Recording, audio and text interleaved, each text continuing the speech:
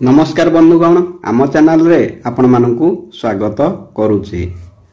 भगवान गणेशंक गोटे दांत भांगिला केमिति वीडियोटी आरंभ करिया पूर्व आपण मानकु मोर अनुरोध वीडियो को गोटे लाइक एवं आम चैनल को सब्सक्राइब करंतु। चलंतु जानिबा जेतेबेले वेदव्यास महाभारत लेखिबा पई बसिथिले सेतेबेले तांकु एपरि जणे व्यक्ति आवश्यक थिला जे महाभारतर कहानी को तांका पाटिरु सुनी शीघ्र लेखि परिबो।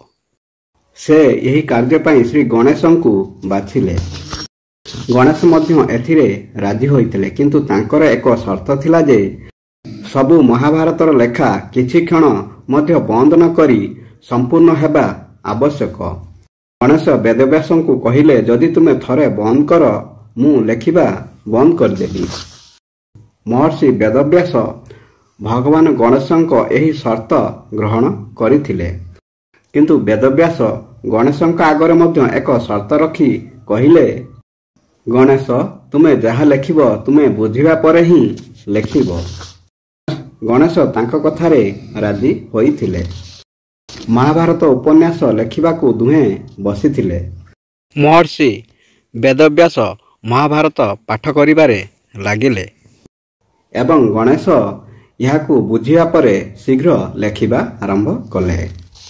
किछि समय लेखिबा परे हठात गणेशंक कलम भांगी गला, अर्थात कलम वेदव्यासंकर वक्तव्यर गति संभाली पारिला नाही।